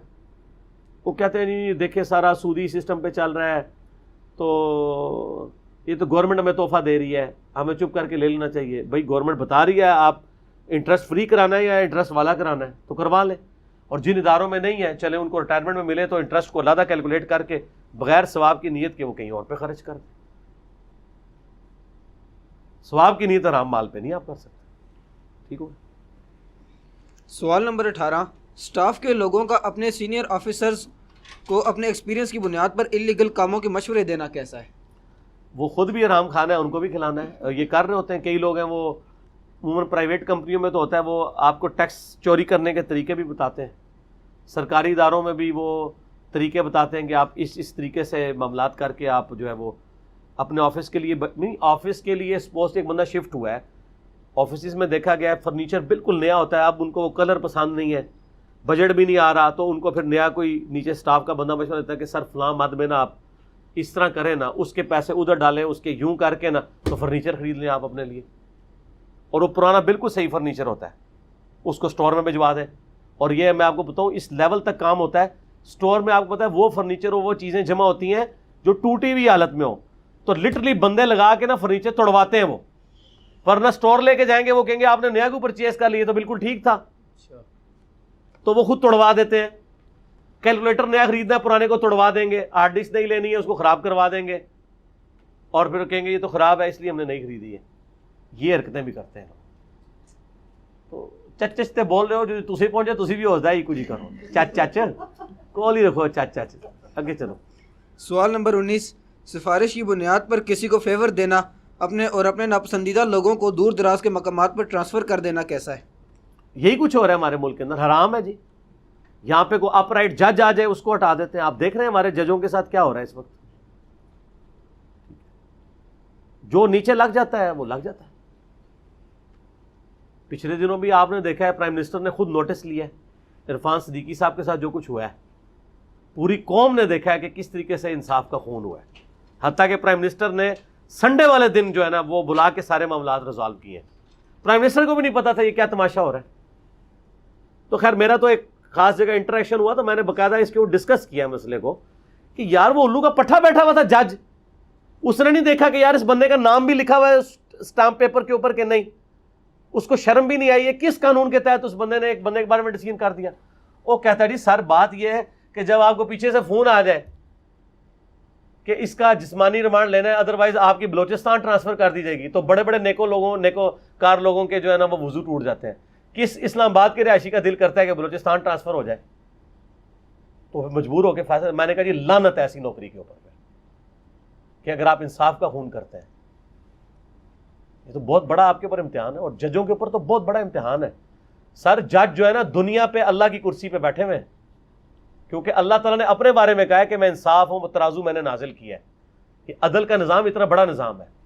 دنیا میں جو اللہ نے کرسی رکھی ہے نا, اپنا قائم مقام ججوں کو بٹھایا ہوا ہے. اسی لیے جو بخاری مسلم میں حدیث ہے کہ قیامت والے دن 7 لوگوں کو اللہ کا سایہ نصیب ہوگا اس کے عرش کا. ان میں پہلا شخص وہ ہے جو عادل حکمران ہوگا, جج. جج کا مرتبہ بہت ہے لیکن اس کی چمڑی بھی اتر جانی ہے. خیانت کرے گا تو چمڑی اترے گی. بخاری مسلم کے الفاظ ہیں, جو حکمران ہے وہ خائن اگر ہوا تو اس پہ جنت حرام ہے, حرام کے الفاظ ہیں. تو سر پھر اس طرح کی چیزوں پہ ڈٹ جانا چاہیے اور بالکل سامنے آ کے فرنٹ سے لیڈ کرنا چاہیے. ابھی پچھلے دنوں بھی آپ نے دیکھا ہے, وہ ایک ہمارے پولیٹیکل لیڈر تھے جس سے مجھے بہت اختلاف ہے, ان کی زبان سے مجھے بہت اختلاف ہے, لیکن چاہے آپ کو جس سے بھی اختلاف ہے, لیکن یہ اس کا شرعی حق ہے کہ آپ دلائل کی بنیاد پہ اس پہ فیصلہ کریں. ایک واٹس ایپ کال آتی ہے اور اس کے اوپر آپ جج کو تبدیل کر دیتے ہیں, لیکن اس میں اتنا خوف خدا ہے کہ وہ آ کے کورٹ روم میں کہتا ہے کہ یار میں اللہ کے لیے نوکری کر رہا تھا, میرے ساتھ یہ کیا ہے. تو اس نے کم از کم زبان سے اعلان حق بلند کر کے اللہ کے حضور اس نے اپنا پروٹیسٹ ریکارڈ کروا دیا. اگر یہاں پہ گونگا شیطان بنا رہتا اللہ کے حضور پکڑا جاتا, لیکن اس کی وجہ سے کم از کم اب نیکسٹ کئی سٹیپ تو رک جائیں گے. تو ٹروتھ لور بنے. مسلمان ٹروتھ لور ہوتا ہے, وہ یہ نہیں دیکھتا کہ وہ مخالف ہے یا اس کے حق میں ہے. قرآن میں جگہ جگہ آیا ہے کہ تمہیں اپنے رشتہ داروں کے خلاف بھی گواہی دینی پڑے, دو, لیکن ٹروتھ لور بنو. حتیٰ کہ آیا کہ کافروں کی دشمنی تمہیں اس بات پہ نہ ابھارے کہ تم ناانصافی ان کے ساتھ کر گزرو, انصاف کے اوپر قائم رہو. اور وہ جو بخاری مسلم کی حدیث ہے, اسامہ بن زید نے ایک جنگ کے دوران ایک بندے نے تلوار کے نیچے آ کے کلمہ پڑھ دیا, انہوں نے قتل کر دیا اس کو. پھر دل میں کلک آیا, خود ہی حضور کو جا کے اپنی شکایت لگا دی, یا رسول اللہ. آپ نے فرمایا تو نے کیوں قتل کیا؟ کہا یا رسول اللہ اس نے ڈر کے کلمہ پڑھا تھا. آپ نے فرمایا تو نے اس کا دل چیر لیا تھا. یعنی صحابہ کو دل کے حالات نہیں پتا ہوتے تھے, اولیاء اللہ نو پتا ہوندے نے. اولیاء اللہ بھی نہیں, اولیاء آگے بریکٹ شیطان. صحابہ کو نہیں پتا تھا دل میں کیا حال ہے. انہوں نے کہا یا رسول اللہ آپ کی تو امت کے بڑے بڑے اولیاء, میں صحابی ہوں, میری جوتیوں کی خاک کے برابر ہے, تو علم غیب پھر بھی کوئی نہیں. آپ فرمایا تو نے اس کا دل چیر لیا تھا. اسامہ تو اس وقت کیا کرے گا جب وہ کلمہ پڑھتا ہوا اللہ کے حضور کھڑا ہو جائے گا, اور اس جملے کو حضور رپیٹ کرتے رہے, اسامہ تو کیا کرے گا, اسامہ تو کیا کرے گا. اور اسامہ بن زید کہتے ہیں میں نے کہا کاش حضور خاموش ہو جائے. اللہ کا نبی جس پہ آپ کا تکیہ ہے کہ انہوں نے آپ کی شفاعت کرنی ہے, اور وہ آپ کو تھریٹ کر رہے ہوں کہ تو کیا کرے گا, تو اور کس کے اوپر آپ کھڑے ہوں گے. تو بڑی احتیاط کی ضرورت ہے. یہاں تو بڑے بڑے لوگ جو ہیں وہ لین حاضر ہیں, تو یہ ان لوگوں کو شرم کرنی چاہیے جو اس طرح کے معاملات کرتے ہیں. ٹھیک ہو گیا. سوال نمبر 20, ذاتی استعمال کے لیے آلات خرید کر استعمال کرنے کے بعد آفس کو بیچ دینا کیسا ہے؟ حرام ہے. دیکھو کٹے کٹے ہوشیار جو لوگ, یعنی آفس میں سپوز ڈرل مشین کی ضرورت تھی, خود لی ہوئی تھی سال پہلے, کافی استعمال کر لی, اس کو آفس کے کھاتے میں لکھا اور آفس سے پیسے لے کے اپنے لیے نہیں لے لی, نہیں نصیب ہوگی آپ کو. وہی ڈرل مشین نا آپ کا جوان بچہ جو ہے نا وہ آپ کے پیٹ میں کھبو کے کبھی چلا جائے گا. ایسا ہوتا ہے نا, میں نے آپ کو بتایا نا, یہ مرتے ہیں نا, ہم سائے بتاتے ہیں کہ 3 دن سے لاش جو ہے وہ پڑی ہوئی ہے, اور بو جب باہر نکلتی ہے نا ان کے مرنے کا پتہ چلتا ہے, جس اولاد کے لیے انہوں نے حرام کمایا ہوتا ہے. بالکل حرام ہے, اس طریقے سے نہیں کر سکتے, قطعاً نہیں کر سکتے. سوال نمبر 21, سرکاری ڈاکٹرز کا کسی مریض کو خواہ مخواہ بیڈ ریسٹ لکھ دینا کیسا ہے؟ یہ بہت چکر ہوتا ہے, اور یہ اکثر ہم تو اپنے سٹاف کے لوگ آگے ہاتھ جوڑتے تھے کہ 3 دن کا بیڈ ریسٹ نہ لکھوا لانا. ذرا نزلہ زکام ہوا ہے تو ڈاکٹر تو ظاہر ہے وہ چل رہا ہوتا ہے آئین اور قانون کے مطابق, وہ دیکھتا ہے اس کو بخار ہے تو بیڈ ریسٹ لکھ دیا. حالانکہ اس کو اگر اپنا ذاتی اس کی دکان ہو نا تو بیڈ ریسٹ وہ لکھ کے کہ ڈاکٹر الٹا بھی لٹک جائے اس نے چھٹی نہیں کرنی. تھوڑے سے نزلہ زکام پہ وہ ڈاکٹر کو کہہ کے بھی نا کچھ جھوٹ بول کے ڈاکٹر صاحب بڑی طبیعت خراب ہے, تو ڈاکٹر پھر دیکھتا ہے حالت بھی ہے, وہ مسکین سی شکل بنائی ہے, وہ 2 دن کا بیڈ ریسٹ لکھ دیتا ہے. اب وہ ڈاکٹر اگر لکھ دیتا ہے بیڈ ریسٹ تو اس کا آفیسر بھی اس کو قانوناً روک تو نہیں سکتا, اس کو 2 دن کی چھٹی دینی پڑے گی. لیکن وَأَنْتُمْ تَعْلَمُونَ, وہ تو چاہتا ہے, اس کو تو پتا ہے اس نے جو 2 نمبری کی ہوئی ہے. تو ڈاکٹر کے کندھے پہ رکھ کے بندوق نہ چلائیں. آپ نے اگر بےایمانی کی ہے اللہ کے حضور پکڑے جائیں گے, کیونکہ اللہ تعالیٰ نے دلوں پہ فیصلہ کرنا ہے. قانون جو ہے وہ ظاہر پہ فتویٰ لگاتا ہے, تو وہ لکھوا لیتے ہوتے ہیں اس طرح بیڈ ریسٹ. بعض اوقات ہفتے کا لکھوا لیتے ہیں کہ جی وہ تو اتنے ٹیسٹ لکھ دیے ڈاکٹر نے, اور وہ خود کا, اور کئی لوگوں کی ڈاکٹروں کے ساتھ ویسے بھی دوستی یاری ہوتی ہے, اور بعض ڈاکٹر بھی بیچارے اتنے شریف بنے ہوتے ہیں وہ کہتے ہیں چلو یار غریب آدمی ہے, ویسے تو اس کے آفیسر نے اس کو چھٹی نہیں دینی تھی, میں ہی لکھ دوں. وہ بھی آرام کام کر رہا ہوگا. جیسے ڈاکٹر کے یہ آپ کو پتا ہے پرائیویٹ کمپنی اب تو کافی کم ختم ہو گیا ہے اس طرح کا, ادروائز وہ جعلی وہ دوائیاں بھی لکھوا لیتے تھے. ایک بندہ پورا سال بیمار نہیں ہوا, ڈاکٹر سے جا کے وہ سال کا بجٹ لینے کے لیے دوائی لکھوا لیتا تھا میڈیکل الاؤنس کے چکر میں, اور ڈاکٹر لکھنے والا بھی حرام کا مرتکب اور جس نے لکھوایا وہ بھی حرام کا مرتکب. یہ بالکل سادہ سی باتیں ہیں, گناہ وہ جو تیرے دل میں کھٹکے. اگر وہ اس کا یعنی وہ یہ بات کر سکتا ہے آگے اپنے آفیسر کے سامنے کہ میں نے جان بوجھ کے بیڈ ریسٹ لکھوایا ہے, تو دل میں کھٹک رہا ہے, وہ نہیں کہہ رہا تو حرام ہے. گناہ وہ جو تیرے دل میں کھٹکے.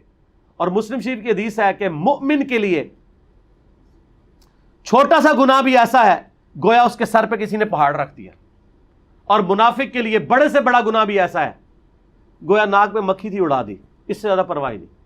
تو آپ دیکھ لیں آپ منافق ہیں یا مومن ہیں. حتیٰ کہ صحیح مسلم میں الفاظ ہیں, ابن مسعود کہتے ہیں نبی علیہ السلام کے زمانے میں جماعت کی اتنی اہمیت تھی کہ اگر کوئی بیمار ہوتا 2 بندوں کے سہارے اسے مسجد میں آنا پڑتا, 2 بندوں کے سہارے آ کے مسجد میں نماز پڑھتا تھا, لوگ اسے منافق نہ سمجھیں. تھوڑی تھوڑی بیماری کے اوپر نوکری یعنی وہ چھٹی نہیں کر لیتا تھا مسجد سے, حالانکہ اجازت ہے. تو اس طرح کے بیڈ ریسٹ جو ہیں وہ حرام ہے جی لکھوانا. سوال نمبر 22. 30 جون سے پہلے سرکاری بجٹ کو ختم کرنے کے لیے جعلی بلز بنانا اور بعد میں وہ رقم ذاتی اکاؤنٹ میں شفٹ کرنا کیسا ہے؟ ذاتی میں نہ بھی کریں, سرکاری میں بھی کر لیں تب بھی غلط ہے. دیکھیں گورنمنٹ سے انہوں نے پہلے ہی زیادہ بجٹ لیے ہوئے ہوتے ہیں, خرچ نہیں ہوتے. اب وہ 30 جون کے بعد نیا فسکل ایئر شروع ہونا ہوتا ہے, وہ کہتے ہیں جی مکاؤ جی مکاؤ, اور بعض اوقات وہ عجیب و غریب چیزیں بھی پرچیز کرنا شروع کر دیتے ہیں جو گورنمنٹ کی ضرورت نہیں, وہ پڑی رہتی ہیں. کیا اپنے ذاتی مال کے ساتھ بھی اس طرح کوئی کرے گا؟ ذاتی تو آپ کتنی جرا و تعدیل کر کے گھر والوں کو بجٹ دے رہے ہوتے ہیں, اور سرکاری مال کو اس طرح ہتھیارے ہوتے ہیں. اور یہ تو بہت ورسٹ کیس ہے کہ اگر کوئی یہ کرتا ہے کہ وہ جناب 30 جون سے پہلے جعلی بل بنوائے اور اس کے بعد وہ اس کو اپنے کھاتے میں ڈال لے, تو سیدھا یہ تو ڈائریکٹ حرام کھا رہا ہے. تو اس کو پوچھنے کی ضرورت بھی نہیں, انشاءاللہ دوزخ میں جائے گا انشاءاللہ تعالی. نال ہو کے تکا ماریں گے. سوال نمبر 23. اپنے سٹاف کے لوگوں کو مجبور کرنا کہ وہ اپنی فیملیز کو بھی مکس گیدرنگ میں لائیں کیسا ہے؟ یہ یعنی جو بغیرت قسم کے آفیسرز ہوتے ہیں نا, جو بغیرتی پہ اترے ہوتے ہیں عموماً, وہ اس طرح کی حرکتیں کرواتے ہیں. دیکھیں آفس میں آپ کی کوئی obligation نہیں ہے کہ کسی سرمنی کے اندر آپ اپنی فیملی کو لے کے آئیں, آپ کی اپنی مرضی ہے. اور اگر آپ اس طرح کے شیاطین کے شر سے بچنا چاہتے ہیں تو آپ اپنی فیملی کو بیمار ڈکلیئر کریں, توریہ کریں, جس طرح حضرت ابراہیم علیہ السلام نے کہا تھا انی سقیم, ستاروں کی طرف دیکھا اور میں بیمار ہوں, ورنہ تو وہ ان کو میلے پہ لے کے جا رہے تھے نا ساتھ, قرآن پہ آتا ہے. انہوں نے پیچھے کام ڈالنا تھا بتوں کے ساتھ, تو انہوں نے کہا میں بیمار ہوں, اور وہ توریہ کیا. تو اس طرح کا معاملہ کر لیں آپ. یہ کچھ اور معاملہ جو جھوٹ بھی نہ ہو, اور توریہ پہ میرا کلپ دیکھ لیں تقیہ اور توریہ کے اوپر, وہ کر لیں. اور اگر بہت زیادہ کو مجبور کرتے ہیں اور آپ ماشاءاللہ اتنے شریف النفس آدمی ہیں, تو اپنی فیملی کو پورے نقاب میں برقعے کے اندر لے کے جائیں. وہ تو میں کہتا ہوں زیادہ تبلیغ بنے گی. یہ بے پردہ عورتوں میں اگر آپ کی بیوی پورا نقاب کر کے آ رہی ہے, تو وہ جو بے پردہ قسم کی عورتیں بے حیائی کا طوفان بدتمیزی وہاں پہ کھڑا کیے ہوئے ہیں, ان کے لیے خاموش تبلیغ ہے تو کریں. اور میں نے اپنے آفیسز میں دیکھا ہے ایسے دیندار لوگ ہیں کہ وہ چونکہ وہ بہت بڑے لیول پہ آفیسر ہوتے ہیں تو وہ اوائڈ بھی نہیں کر پاتے, تو وہ پھر بیویوں کو لے کے آتے ہیں لیکن پورے نقاب کے اندر, تو وہ ایک تبلیغ کا ذریعہ بھی بنتا ہے. باقی یہ مکس گیدرنگ سے تو اوائڈ کرنا چاہیے جی, بالکل اوائڈ کرنا چاہیے. ٹھیک ہو. سوال نمبر 24. سرکاری استعمال کے لیے اپنے قریبی لوگوں کی بلڈنگز اور مکانات کو زیادہ کرایوں پر حاصل کرنا تاکہ بعد میں ان سے فائدہ حاصل کر سکیں کیسا ہے؟ حرام ہے. یہ بھی اکثر لوگ کر رہے ہوتے ہیں. یعنی گورنمنٹ کو آفس کے لیے 1.5 لاکھ روپے کرائے تک کی جگہ چاہیے, اپنا کو قریبی رشتہ دار ہے, ماما چاچا تایا بھائی یا ایون خود بھی ہے, اس کی کوٹھی 1 لاکھ روپے کی ہے کرائے پہ, اسلام آباد کی بات کر رہا ہوں, یہاں آپ سوچ رہے ہوں گے 1 لاکھ روپے, تو وہ 1.5 لاکھ پہ چڑھوا دی اور اس پہ بھی احسان دھار دیا, یا اس سے طے بھی کر لیا کہ یار تیری تو 1 لاکھ والی تھی, یہ 1.5 لاکھ کی میں چڑھائی ہے, اوپر 50,000 مجھے دے. تو یہ حرام ہے, اور اس طرح عموماً آفیسز میں ہوتا ہے, یہ بالکل حرام ہے. یعنی وہ پوری نیلامی کے بعد, ٹینڈر کے بعد پورا ایک یعنی آفیشیل طریقے سے فیور دینی چاہیے. اگر واقعی آپ کا کوئی ریلیٹیو آ گیا اور آپ اس نے سب سے کم یعنی بڈ بھری ہوئی ہے, پھر تو ٹھیک ہے, یعنی آٹومیٹکلی اگر وہ اس کو فلفل کرتے ہوئے آ گیا, ادروائز نہیں. سوال نمبر 25. سرکاری نوکری کے ساتھ پارٹ ٹائم بزنس کرنا کیسا ہے حالانکہ اس کی اجازت بھی نہ ہو؟ حرام ہے. اور یہ کئی لوگ کر رہے ہوتے ہیں الٹا, آفس کے کام کے لیے انہوں نے کمپنیاں کھولی ہوئی ہوتی ہیں اور وہ کروڑ پتی ہو جاتے ہیں. یہ تو بہت بڑی بات ہے. بخاری میں حدیث ہے کہ نبی علیہ السلام نے عمال جو زکوٰۃ کلیکٹ کرنے والے ہیں, وہ جب زکوٰۃ کلیکٹ کر کے لاتے تھے نہ وہ کہتے تھے یہ تو ہم زکوٰۃ لے کے ہیں اور یہ وہ گفٹ ہیں جو ہمیں ملے ہیں. تو نبی علیہ السلام فرماتے تھے جو سرکاری عہدوں پہ لوگ ہیں یہ اپنے گفٹ بھی بیت المال میں جمع کروائیں گے کیونکہ یہ ان کو ان کی پوسٹ کی وجہ سے گفٹ ملا ہے. اور پھر آپ علیہ السلام نے اس سے بھی سخت بات کی کہ یہ جا کے اپنی ماں کی گود میں اپنا سر رکھیں, یعنی اپنے گھر والوں میں جائیں, میں دیکھتا ہوں ان کو کون گفٹ کرتا ہے, ان کو اس پوسٹ کی وجہ سے گفٹ ملا ہے, تو یہ ان کا ذاتی تو نہیں ہے. یہاں پہ بھی آپ دیکھیں کئی ایس ڈی او ہیں وابڈا کے اندر, تنخواہ ان کی 70-80 ہزار ہے, اوپر کا مال لاکھوں میں ہے, اور وہ کہتے ہیں گفٹ مل رہا ہے. اور گفٹ کیا مل رہا ہے؟ کمپنی آنرز ان کو مہینے کا 30,000 40,000 دے رہے ہیں, اور 10 کمپنی اگر 40,000 روپے دے رہی ہوں تو 4 لاکھ بن گیا نا. اور وہ ان کو کہتے ہیں بس آپ نے یہ کرنا ہے کہ ہمارا ٹرانسفارمر جیسے ہی اڑے ٹائم پہ لگا دینا ہے. وہ غیر قانونی کام بھی نہیں, جو ان کا حق ہے, لیکن اس میں غیر قانونی یہ ہوگی کہ کسی محلے کا اڑا ہوا ہے وہ اڑا رہے, کمپنی کا فون لگائیں گے کیونکہ وہ مہینے کا لے رہے ہیں, اور وہ حرام کے پیسے ان کی جیب میں جا رہے ہوتے ہیں. اس طرح سے کئی لوگوں نے نوکری بھی چھوڑ دی ہیں, دور دراز ٹرانسفر کروا لی ہے, لیکن آخرت بچا لی ہے. تو یہ بڑی احتیاط کرنی چاہیے اس معاملے میں. ٹھیک ہوگا. سوال نمبر 26, سرکاری انفارمیشنز کو کسی سے شیئر کرنا تاکہ کچھ نفع حاصل کیا جا سکے کیسا ہے؟ بے ایمانی ہے جی, سیکرٹ کو لیک کرنا, اور اس کے اوپر تو ڈیتھ پینلٹی ہے اگر آپ نے عوامی سطح پہ یا کسی غیر ملک کو کوئی راز بیچ دیا. ملک کے اندر بھی, یعنی ہمارے اٹامک انرجی کے اداروں میں بھی آپ دیکھیں, باقی ادارے جو سیکرٹ کام کر رہے ہوتے ہیں ان میں آپ آپس میں چیزیں شیئر نہیں کر سکتے, ادروائز تو پھر اس طرح سیکیورٹی لیک ہو جاتی ہے. تو اس طرح وہ ذاتی تعلقات بنانے کے لیے سیکیورٹی لیک کرنا حرام ہے. ہم لوگوں کو تو میڈیا پہ بھی آنے کی اجازت نہیں ہے, نہ آفس کی کوئی چیز ڈسکس کرنے کی اجازت ہے. یہ بالکل غلط ہے. ویسے کوئی ایک سوشل میڈیا پہ آتا ہے وہ علیحدہ معاملہ ہے, آفس کی کوئی چیز ڈسکس نہیں آپ کر سکتے کہ آپ کی رسپانسبلٹی کیا ہے, ملک و قوم کی کیا اس وقت سچویشن چل رہی ہے. آپ مجھ سے علیحدگی میں بھی پوچھ لیں, میں آپ کو کچھ بھی نہیں بتاؤں گا. غلط ہے یہ تو. بلکہ آپ کو پتہ ہے پچھلے دنوں فوج کے اندر بھی ایک جنرل کو سزائے موت ہوئی ہے, ایک بریگیڈیئر کو, اور ایک ہمارے آفس کے, وہ میرے سینئر تھے, ڈاکٹر وسیم اکرم, میں نے ان سے ایک آدھ کورس بھی کیا ہوا ہے. یعنی وہ دیکھنے میں تو شریف النفس آدمی لگتا تھا, لیکن وہ تیل دے کے گیا. کتنے راز اس نے لیک کیے. یعنی یہ وہ تو چیزیں جو میڈیا کے اندر آ گئی ہے. کیا کچھ لیک کیا وہ تو ظاہر اب کانفیڈینشیل ہے. تو آپ کو پتہ ہے وہ فوجی عدالتوں میں اس کو سزائے موت ہو گئی ہے. کتنا نفع اس نے اٹھا لیا. آج اس کے مرنے کے بعد اس کی اولاد بیوی کسی کو منہ دکھا سکتے ہیں کہ غدار وطن کا بچہ ہے. پڑھا لکھا بندہ, پی ایچ ڈی کی ہوئی, اتنا لائق آدمی, امریکہ سے پڑھا ہوا ہے, اور وہ غداری کرتا رہا, پکڑا گیا تو سزائے موت ہوگی اس کو. تو اس لیے جو اس طرح کے سینسٹیو اداروں میں لوگ جاب کرتے ہیں, وہ اگر ان کو سیدھا سیدھا قرآن پاک پہ حلف دیا جاتا ہے, اس کے بعد ان کو بتایا جاتا ہے کہ اگر آپ نے راز اس طرح کو لیک کیا تو آپ کو سزائے موت ہوگی سیدھی سیدھی. ظاہر ہے کہ آپ اتنے کروڑوں لوگوں کے ساتھ خیانت کر رہے ہیں, ان کی لائف سٹیک کے اوپر لگا رہے ہیں, ملک کے ساتھ جو دشمنی کر رہے ہیں. تو اس طرح آپس میں بھی راز نہیں لیک کرنا چاہیے, کیونکہ اس کی وجہ یہ کہ ہو سکتا ہے آپ جس کو راز بتا رہے ہیں, آپ تو اس کو راز بتا رہے ہیں اور آگے وہ کسی غیر ملک کو بتا رہا ہو. تو اس میں بڑی احتیاط کی ضرورت ہے. بالکل نہیں لیک کرنا چاہیے, حرام ہے. سوال نمبر 27, اپنے باس کو خوش کرنے کی خاطر مذہب کو پریکٹس کرنا یا نہ کرنا کیسا ہے؟ اس میں مجھے یاد آیا, وہ ہمارے ایک, یعنی میں جہاں رہتا تھا G10-4 میں, وہاں ایک سینئر آفیسر تھے ایک سرکاری ادارے سے, وہ 22ویں گریڈ میں ریٹائر ہوئے تھے, بیوروکریٹ تھے. وہ مجھے بتانے لگے کہ ضیاء الحق کا واقعہ سنانے لگے. وہ آپ پتہ بڑا پکا نمازی تھا. وہ کہتے ہیں میں اس وقت 17 گریڈ میں تھا, تو نیا آفیسر تھا, تو میری ڈیوٹی یہ لگائی گئی تھی کہ جب وہ آئیں گے لیاقت باغ کے پاس, انہوں نے کہیں آنا تھا, تو میں نے ان کے وضو کے لیے پانی ارینج کرنا تھا. عصر کی نماز انہوں نے وہاں پڑھنی تھی, اس کے بعد جو کچھ ان کا تھا میٹنگ وغیرہ. تو کہتے ہیں وہ جب آئے تو میں نے ان کو کہا سر میں نے آپ کے لیے وہ پانی ریڈی کیا ہوا ہے, سردیاں تھیں, گرم پانی. تو ان کا بیٹا مجھے پتا تھا کہ نماز کا ٹائم ہے, میں گھر سے وضو کر کے آیا ہوا تھا. تو کہتے ہیں کہ میں نے اپنی آنکھوں سے دیکھا ہے وہ لوگ جنہوں نے کبھی جمعے کی نماز میں پڑھی تھی, بغیر وضو کے وہ نماز اثر میں شامل ہو گئے ان کے ساتھ, جنرل صاحب کی وجہ سے.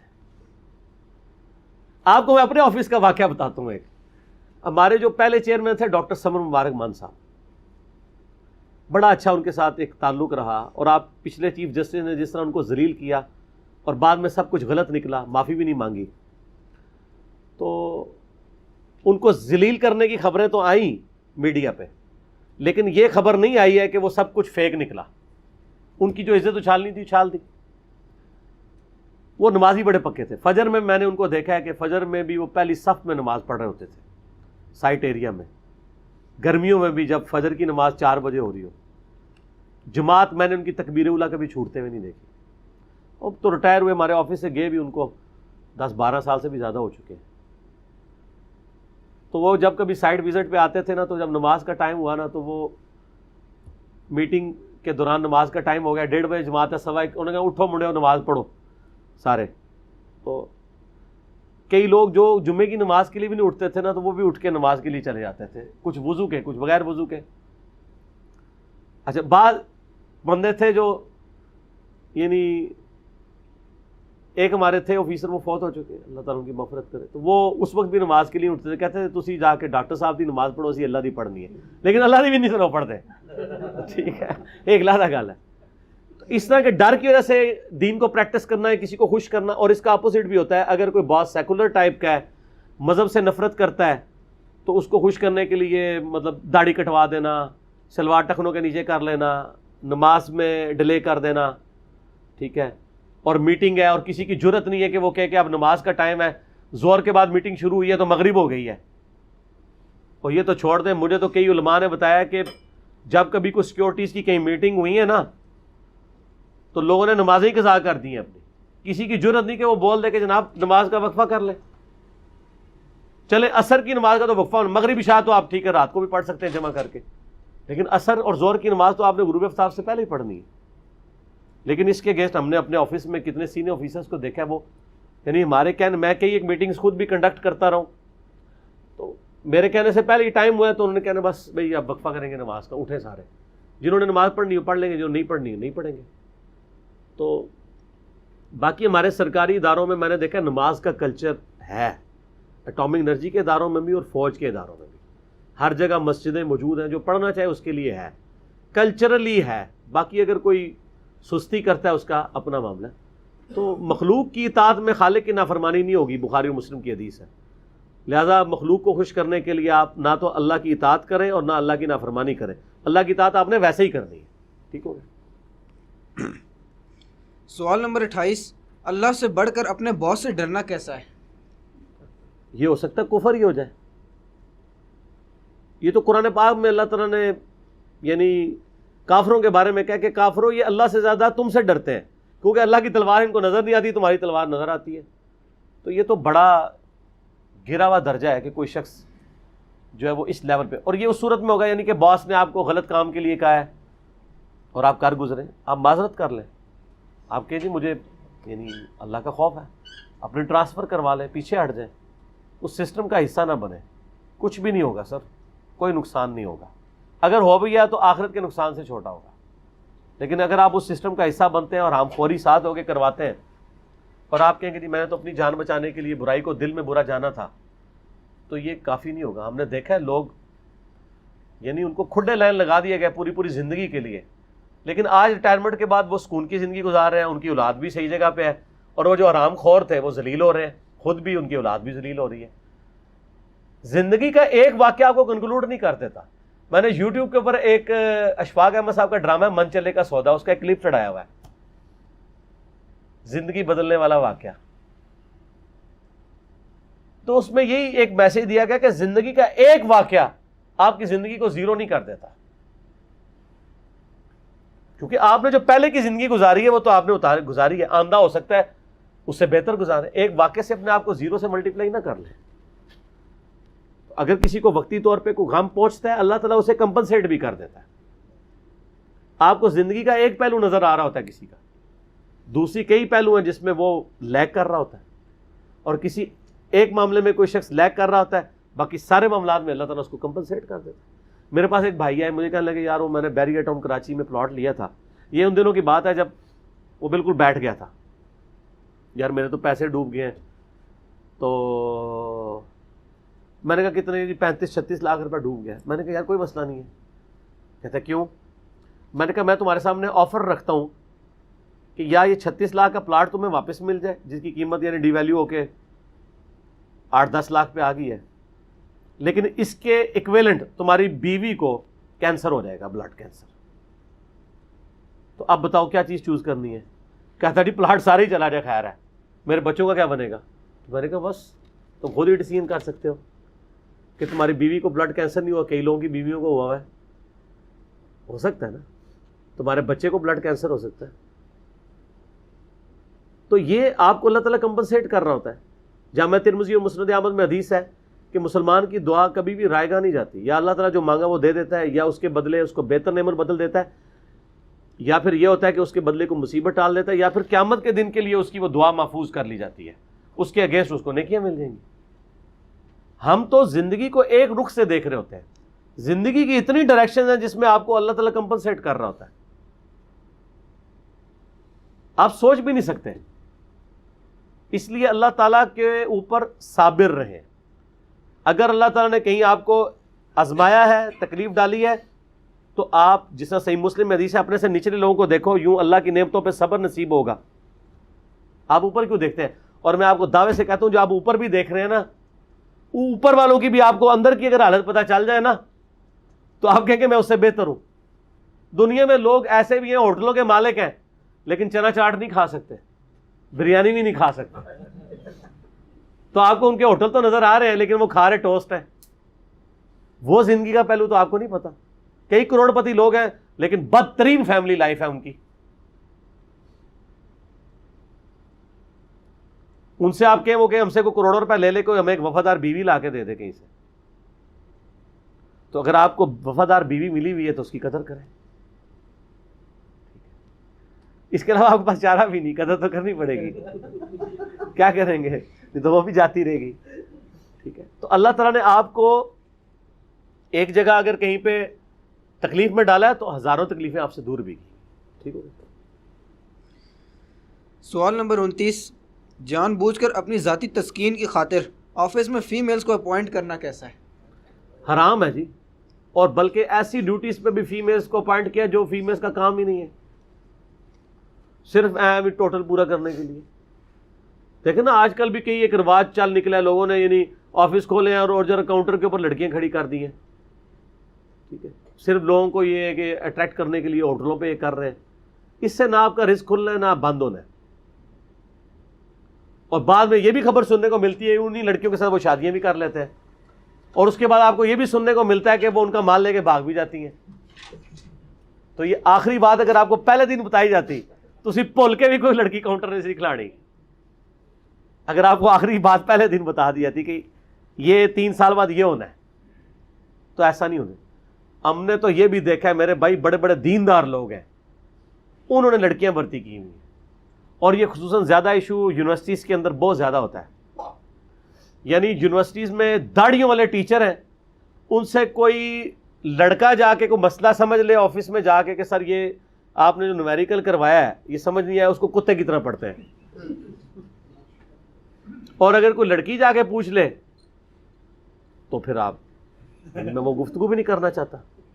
داڑیاں رکھی ہوئی ہیں اور ماشاءاللہ امت کے وسیع تر مفاد میں یہی دینی پلیٹ فارم سے بھی ہو رہا تھا. ہم نے کیوں یہاں پہ بین کیا ہوا ہے؟ کوئی واٹس ایپ عورتوں کا گروپ نہیں، کوئی انٹریکشن نہیں رکھا ہوا، کوئی عورتوں کا کام نہیں رکھا ہوا. وہ دین کے نام کے اوپر چور بازاری چھپی دوستی چل رہی ہوتی ہے. پہلے شاگردنیاں ہوتی ہیں، بعد میں مدرسے کھول کے دیتے ہیں ان کو. ٹھیک ہے. یہ آپ نے دیکھا ہے عام بندوں کی آپ دوسری تیسری شادی نہیں سنے گے، لیکن مولوی ہر تیسرے چوتھے کی سنی ہوگی. یار مولویوں کو اتنے رشتے ملتے ہیں، عام بندوں کو نہیں ملتے. کیا وجہ ہے؟ کبھی سوچا آپ نے؟ آپ اسٹیٹسٹیکل انالیسس کر لیں کہ ایک شہر کے اندر کتنے نان مولویز ہیں جن کی ایک سے زیادہ بیویاں، اور کتنے مولویوں کی ہیں ایک سے زیادہ. ڈکلیئرڈ کہ یہ ہوں گی کہ انڈکلیئرڈ بھی ہوں گی. کیوں؟ ان کا انٹریکشن عورتوں کے ساتھ دین کے نام پہ ہوتا ہے. اور یہ آج نہیں، پہلے بھی تھا، شروع سے چل رہا ہے. اس لیے اس معاملے میں یعنی بہت احتیاط کرنی چاہیے. اور جو لوگ یہ کر رہے ہیں حرام کے مرتکب ہو رہے ہیں. اللہ تعالیٰ بچائے جی اس فتنے سے. عورت فتنہ ہے اس اعتبار سے، آزمائش ہے، پنجابی والا نہیں، عربی والا. صحیح مسلم میں حدیث ہے کہ میں اپنے بعد سب سے بڑا فتنہ تمہارے پر عورتیں چھوڑ کے جا رہا ہوں. ٹھیک ہو. علی بھائی 30واں اور آخری سوال ہے، فیمیلز کو جو کام بھی نہ کرتی ہوں زیادہ بینیفٹس اور پروموشنز دینا، اور ساتھ ہی ساتھ میلز کو محروم کر دینا حالانکہ ان کی خدمات بھی آفس کے لیے زیادہ ہوں، کیسا ہے؟ حرام ہے. یہ پوچھنے والی کوئی بات ہی نہیں ہے. اللہ سے ڈریں، شرم کریں. اور آپ یہ دیکھیں کہ اگر آپ کا بیٹا ہوتا اس سٹاف ممبر کی جگہ تو آپ کس کو نوازتے؟ تو وہ بھی تو کسی کا بیٹا ہے جس کو آپ محنت کے باوجود محروم کر رہے ہیں، اور عورتوں کے ساتھ آپ یہ کر رہے ہیں. پھر بڑے بڑے لوگوں کی مٹی پلید ہوتی ہے آفیسز میں، پھر اسکینڈل چھپے تو نہیں رہتے ہیں، باہر نکل آتے ہیں. کتنے شادی شدہ لوگ ہیں ان کے آپ اسکینڈلس دیکھتے ہیں بڑی بڑی پوسٹوں پہ. یہ جو چیئرمین نیب کی ساری چیزیں آئی تھی، میں سوچ رہا ہوں کہ وہ پوتوں پوتیوں والا، نواسیوں والا ہے، وہ کس منہ سے گھر جاتا ہوگا. آپ ذرا اس چیز کو امیجن کریں اپنے اوپر لگا کے. یہاں جتنے شادی شدہ لوگ بیٹھے ہوئے ہیں اپنے بارے میں سوچیں کہ آپ کے بارے میں ویڈیو چڑھ جائے اور آپ کو پتہ نہیں ہوگا ان کی کتنی گت بنتی ہوگی گھر جا کے، ان کی بیویاں ان کے ساتھ کیا کرتی ہوں گی، اور ان کی اولاد ان کے منہ پہ تو کرتی ہوگی. اب بہت بڑی پوسٹ پہ کوئی بیٹھا ہے، کتے کی مول نہیں اس کے گھر میں، تو اس کی زندگی تو عذاب ہے نا. اور میں اسی لیے آپ کو بتاؤں مزے کی بات، کتنے سینئر آفیسر ہیں وہ آتے ہیں صبح 9 بجے، رات کو 11 بجے گھر جاتے ہیں. لوگ کہتے ہیں بڑا کام، وہ کام نہیں کرتے، گھر کتے کی مل نہیں ہوتی ان کی. وہ کہتے ہیں جو سکون کا وقت ہے وہ دفتر میں گزار لیں. میں آپ کو ریئلٹی بتا رہا ہوں. ورنہ ایک بندہ جس کے بیوی بچے ہوں، فیملی ہو، اس کا دل کرتا ہے کہ وہ مطلب آفس میں خام خواہ بیٹھا رہے، آفس کو بھی تیل دیتا رہے، اے سی چلتا رہے، آفس کا بجٹ یوز کرتا رہے.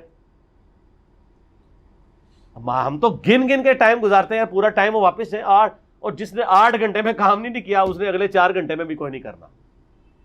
8 گھنٹے صحیح طریقے سے اگر یوٹیلائز کر رہے ہیں، اور اس 8 گھنٹے میں فون پہ گپے مار رہا ہے، ٹی وی چینلز چینج کر کے دیکھ رہا ہے، اور یوٹیوب چلا رہا ہے، اور واٹس ایپ چلا رہا ہے، اور زور کے بعد جو ہے وہ بیٹھ کے ڈاک دیکھنی شروع کرتا ہے، تو پھر ظاہر ہے وہ رات کو 12 بجے فارغ ہوگا. تو وہ گھر سے بھی فارغ لوگ ہوتے ہیں، اس لیے دفتر میں فارغ ہیں، اور عذاب ڈالا ہوتا ہے سب آرڈینیٹس کو. ان کو بھی بیچاروں کو، ان کی تو بیوی بچے ہیں، ان کو بھی دفتر میں بٹھایا ہوتا ہے ساتھ. کیونکہ یہ بھی ہوتا ہے نا، سینئر آفیسر جب تک بیٹھا ہے اس کے سب آرڈینیٹ بھی اس کی جی حضوری کے لیے بیٹھے رہتے ہیں. ظاہر انکار بھی نہیں کر سکتے کیونکہ وہ تو آئینی طور پہ تو وہ پابند ہے اس کے کہ وہ کسی وقت بھی کام کی ضرورت پڑ سکتی ہے. لیکن ان کو تو شرم و حیا کرنی چاہیے کہ وہ یہ کیا کر رہے ہیں. جس نے پہلے کچھ کیا اللہ سے توبہ کرے، اللہ کی طرف رجوع لائے. یہ سوال ایک سینئر سرکاری آفیسر کے تھے جو ایک بہت رسپیکٹیبل ادارے میں جاب کرتے تھے.